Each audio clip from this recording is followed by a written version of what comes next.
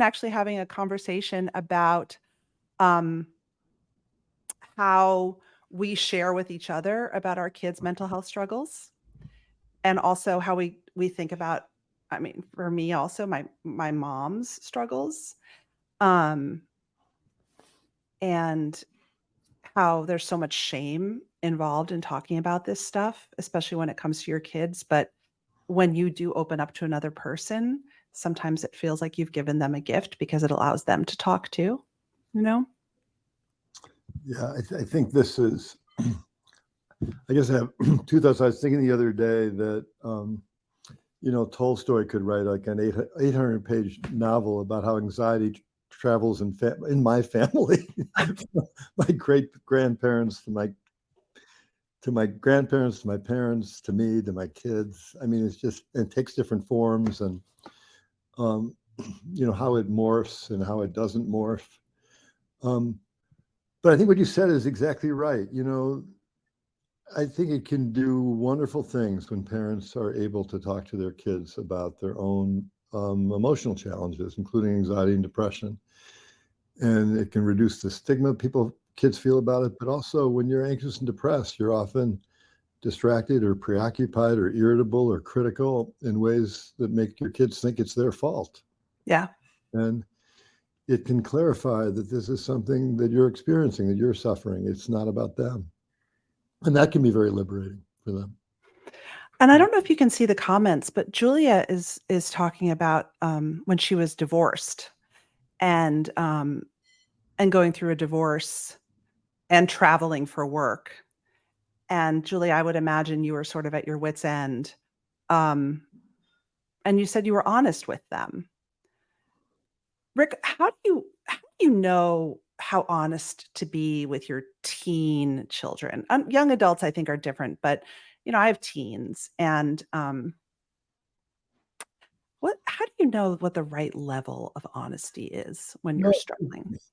It's a wonderful question, and I think being 13 is really different than 18 or 19. So Yeah.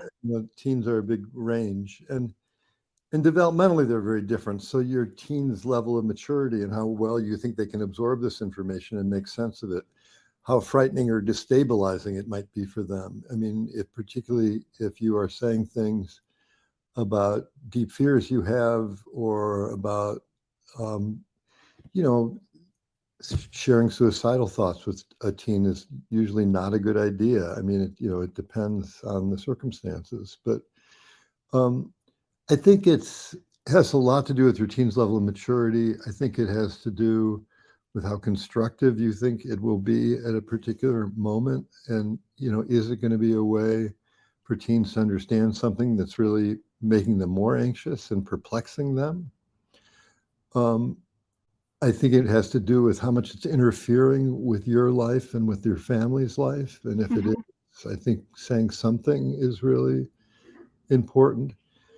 And I think it's also really important that they have somebody else that they can talk to. So if you're really spiraling into a deep depression, or if you're really swamped with anxiety, that you can tell them, in those moments, you can talk to your other parent or an aunt, an uncle, someone else. Yeah, because Rick, I should also say, welcome. I have pink eye, so I just feel the need to tell you that. It looks swollen and weird, and it's great to be here. This is a really informal talk, and I just was so taken with your report, and I opened by saying one of the opening lines in your report, which is there's a largely untold story about parents' mental health in this country. What's that story? Well, we are hyper-focused on teens and the mental health challenges of teens. And, I'm worried about teens too. I mean, there's really good reasons to worry about teens. But this is it's not just a teen story. Young adults in their 20s are doing a lot worse than teens are, for example. There's been a strangeness about why we're focused on teens. And in our data, where we looked at parents and their actual teens, we found that parents were suffering anxiety and depression at about exactly the same rate that teens are. So, we would be just as right to talk about, to raise alarm about a parent mental health crisis as about a teen mental health crisis. And they're so, I heard you talking about this a little bit before I jumped on. They're so interrelated, right? Like when parents are depressed, they can become withdrawn and volatile in ways that are really hard for their teens. When teens are depressed, parents can feel like failures, which can deepen their depression. I mean, there's all these sort of interactions and transactions that can go on that can make things worse. One of the points of the report is that if you're a parent who's depressed or anxious, you also often have a lot of wisdom and coping strategies and help-seeking behaviors. You have a ton to teach your kids too. Yes. Yeah. Yes. Yes. There's a really positive side to this too. And so part of what we're trying to do is to get parents, to help parents not get in those downward spirals and instead to help them be really, constructive with their kids, which I think they can be. Parents have a lot of wisdom about this. Why won't we talk about a parent mental health crisis? What is it about the media and our culture? I know the media is a big obsession of yours that doesn't give parents the grace to have a mental health crisis. Well, first of all, that's beautifully put. No, I mean that. It's, I often feel like we talk about parents in this country solely as, especially moms, solely as the bearers and raisers of children, not as having inherent value. I literally could not agree with that statement more. Yeah. Literally could not. And, parents are used in the culture wars a lot. Like they're either, decimating their kids or they're doing something positive for their kids. But we should be talking about parents' mental health for its own sake. I mean, there are a lot of parents who are suffering out there. And I also, I also think parents' mental health has such a huge impact on kids' mental health. So we should talk about it. But this issue of really just focusing on parents for their own sake and their inherent value is, I think, lost in our culture sometimes. And I think it's a Republican and a Democratic problem, and we got to do a lot better about it. Yeah. Julia asks, what if we focused on caregiving versus parents? Would that get more traction? I think we should focus on caregiving because it's the right thing to do in the sense that so many kids, not most, but so many kids are being raised by somebody who is not a parent. Or just caregiving, like in the fact that we may be parents, but we're caregivers, and up and down. Yeah. It might, it might help. I don't know, the word care, there are words, I'm sorry to say, like empathy and care that men can experience as feminizing. And so I think caregiver works, but this is one thing you want to think about. How is it going to land across gender? And a lot of men, the language is much more about responsibility and honor and pride and doing your duty. It's not about, in the way it should be. It's not about caring. And my own husband is allergic to the word caregiving and gets really angry when I talk about it. He's like, this is my dude. This is my family. This is what I do because I have a family. It's all that, and so I actually think that's from semantics, it's actually really important. One of the things I think is really also interesting is you work a lot with high achieving cultures. Yeah. And I think that the role of money is really a factor in parental anxiety and then probably kid anxiety as well. I've experienced this in my own family where like worry about money and stacking up in our culture seems to go from parent to kid because kids get it. I'm curious if you talked about money in any of the interviews that you did. because you did, I should tell the audience, you did a lot of interviews between parents and their teens or young adults. Yeah, we did a lot of we did interviews, and we also collected the survey data. The way money comes up is that for teens, and we did not ask this question of parents, but for teens, we gave them a list of things that might be negatively impacting their mental health, and we gave the same list to young adults, and it includes everything from school shootings to climate change to problems with friends to problems with family. There are 15 or 18 or something different items. Gun violence, achievement pressure is number one.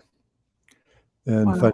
financial pressure, I think, is 2 for teens and number 1 for young adults. And you do get a sense from some of the qualitative interviews that the anxiety about securing a good job, financial survival, and very different things going on across race and class. In low-income communities, the desire to support your family, to support your community, to be financially viable feels existential. Mm-hmm. And in affluent communities, status can feel existential. And a lot of affluent kids are really worried they're not going to achieve the same station in life or status that their parents have. And their parents are swamping them with all kinds of unconscious messages, which is, you have to reach the same status and station in life that I did. Right. And I've worked so hard so that you can. You can, exactly. And, if you get into a second-tier school rather than an Ivy League college or a first-tier school, your life is over or is mediocre. I mean, these are terrible messages that are going on. Yeah. Julia says money, see above about not being at ski resorts or buying new cars when she went through her divorce. These were not even things when I was growing up. And so, yeah she has a kid selling Amway on the side. Sean wants to know the role about social media in all of this anxiety. So, social media it turns out to be much more complicated than people think it is, or I thought it was when I first got into it. So, on the one hand, beginning around 2010, 2012, you see this spike in anxiety and depression in teens. The rate of increase accelerates during the pandemic. So the pandemic made things even worse. You see this across countries, and it coincides almost exactly with the time that smartphones were introduced. Mm-hmm. And again, across countries around 2012, you see smartphones introduced, you see this increase. Or particularly smartphones where kids have access to the internet on their phones, and to social media on their phones. And so, that suggests that a big part of this spike has been, at least the underlying problems were turbocharged by social media. Yeah. On the other hand, young kids have been doing, 5 to 8 years old, 4 to 8 years old, have been doing worse during this time too. College students have been doing worse for 40 years. So social media is part of the story, but I don't think it's the only part. I think there are a number of other parts. And the research on social media, it pretty much lands it depends. It depends how kids are using it. And in our data, kids are more likely, they cite a lot of negative influences with social media, but they're even more likely to cite positive influences with social media. So I just think it's cutting a lot of different ways for a lot of different kids. And some kids it's really damaging for. Other kids, if you're a gay kid and isolated and you find other gay kids, it can be a wonderful thing. I mean, there's a lot of stories like that. They're not exceptional. So. Yeah. I think it's easy for parents to cite because we have such conflicted relationships with it in our own lives, and we don't like how our kids use it. We always want them to do it less. To me, it seems like such a source of power struggles too. I hate thinking about my kids in social media. I hate it. Yeah, it's I mean, I don't know how you're handling it in your own family, but one of the things that we also found is that a lot of kids complain that their parents were not available to them because they're on social media. And that was correlated with anxiety and depression in kids. Oh, So it's a parent issue too, right? It's not just a teen issue. Yeah. I'm looking here because I did actually note that teens who report that their primary or secondary caregivers want them to, quote, be someone they're not are more likely to be anxious and depressed. And teens who report that their primary caregiver is always on devices when Always they'd that. like their help. That's right. But it's not social media, it's devices. Yeah. Yeah. I mean, I think that one of the things that was really, really interesting to me was that doing something seemed to be a really positive antidote.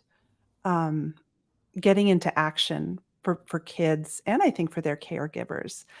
Can you talk about that? Yeah. I'm glad you raised it. I think there are a couple of different things that are going on here. I do feel like we're an intensely self-focused era, and how the self is feeling all the time has become of paramount importance. Yes. And there's a tendency, and we're in a psychological age where kids have a psychological vocabulary and are psychologically articulate, high school and college students, in a way that may be unprecedented in the history of this country and humankind. How far up does that extend? Because that happens in the workplace too. That's happening in the workplace for sure. More psychological language. Yeah, no, I think it's going on. I think it's going on in adulthood too. I don't know how much it's going on among seniors in this country. No, I think, but among younger people in the workplace. Definitely younger people in the workplace. And that's a great thing in many ways, right? Like a lot of people are able to talk about their feelings who wouldn't talk about their feelings. A lot of people are going to therapy who really need to go into therapy. And, I think this is a generation that's going to break the stigma around mental health, and that's a huge thing.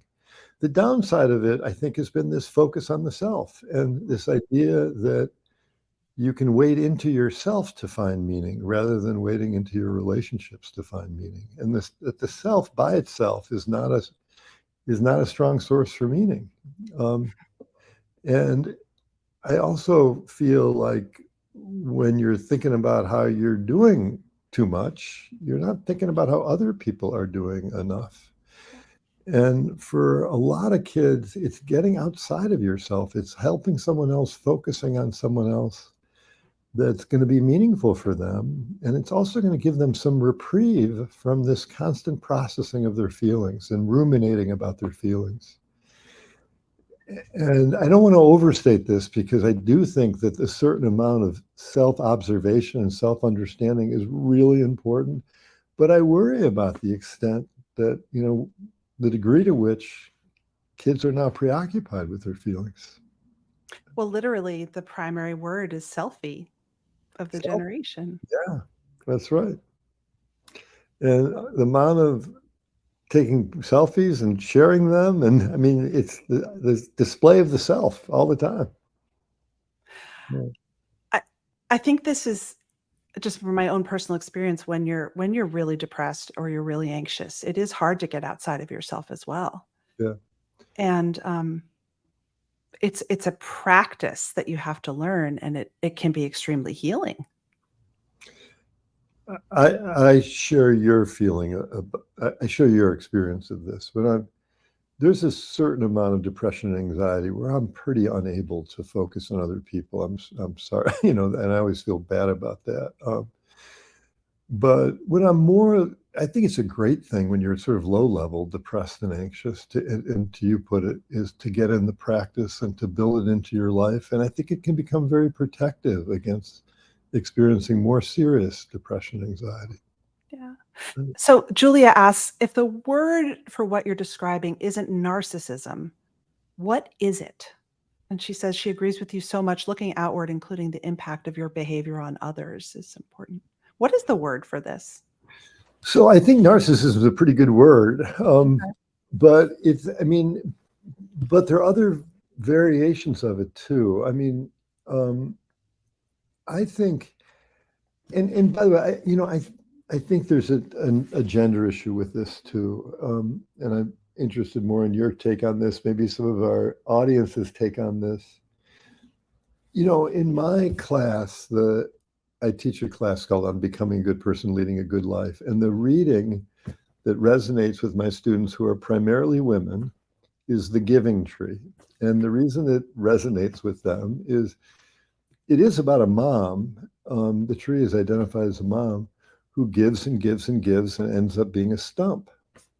And I think a lot of the women in my class, and this comes up in surveys, are in our surveys too, tend to be much more focused on other people than men. And so, for a lot of women, I think the issue is not becoming more focused on other people. It's around valuing yourself and being treated the way you ought to be. So I don't want to overstate this, but I think there are some significant gender differences in this.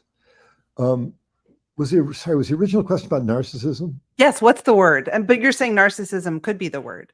Narcissism, I think, is one form of what I'm describing. I think there are also people, men, women, who I wouldn't describe as narcissistic in the sense that they think that they're highly self-important and that everything revolves around them. But I wouldn't describe them as self-involved in the sense that they're so preoccupied with how they feel all the time. Yeah. And I don't think of that as narcissism. I think it is something different than that. Yeah. As we end here, I want to just talk a little bit about the workplace. Obviously, when you're in a crisis, any kind, your work can suffer. And companies, I think individuals can be great at supporting each other when an employee is going through a caregiving crisis, a mental health crisis. But I think companies by and large are not. Again, this stuff is, there's a hint of shame in it. It's genderized. It's definitely something that we don't go around talking about. And I'm wondering, what a big part of your report and your findings suggest that listening is really helpful here. Parents listening to their kids listening to their parents. What kind of listening could we do better in the corporate setting to help? It's a wonderful question. I feel like listening is like water to people. It's such basic human, basic human sustenance, and that self-esteem, doesn't just grow by being praised. It often doesn't grow by being praised. It grows by being known. When someone really knows you and appreciates you. And you don't know and appreciate someone else unless you're able to listen to them. So, if a boss gives you a compliment, but it's not really related to any important sense of who you are, it means so much less than if a boss is really able to identify something you've done or something that you are that you find valuable to yourself because they've really listened to you. So I think listening can be magical, and it's kind of an art. So I would elevate listening. I would also just say about this, and this is not my area of expertise, the corporate world, but I feel this way about universities too, is that there are a lot more universities now, and I think companies, businesses that will have a wellness program, or they will have access to mental health services. Mm-hmm. I'm sure not nearly enough, but more. Oh, yeah. But that's really different than thinking about, and I feel this way about universities, colleges, schools, and corporations, companies. What is it about our culture that is permitting so many people to have mental health challenges? Like, how do we really think about a culture, not a wellness program, not like yoga once a week, but how do we interact with each other day to day? And how are people recognized? And all the things that make a culture. And what would a really mentally healthy culture look like? And how do we get there? There would be a lot more listening. There would be a lot more listening. Yeah. That would be one of the features of it, right? Yeah. Yeah. I think that is the big question. I know lots of people are struggling with that question. I took away a lot from your report, and listeners, I'll link to it again. And if you don't know Rick's work at Making Caring Common, I recommend it so much. Rick, one more thing that I wanted to just leave you with, my last question, is what can a friend do to support someone who's a stump? That's, maybe, or colleague, what's something that you think is meaningful that you've seen or heard about? Well, one of the things I'm really trying to do in my own life is, it's when I'm doing okay, which luckily is most of the time, like reach out to somebody who's really not doing okay. We did this report on loneliness, and it was just so upsetting how many people are lonely in this country and how many young people are lonely. So, to make an effort to reach out to somebody in your neighborhood or in your work community who you think might be lonely, I think is a super valuable thing to do. I think the most powerful form of recognition with friends is often just listening and listening deeply. So I think that's one thing that we can do. And, it depends sort of what the trouble or the problem is. But I think people want to know that you're not going to give up on them too. Like that's a really important thing. That you're there. That's what kids want to know. Yeah, they want to know that you're there, and that even if you're down or in a bad mood or irritating, that you're not going to bail.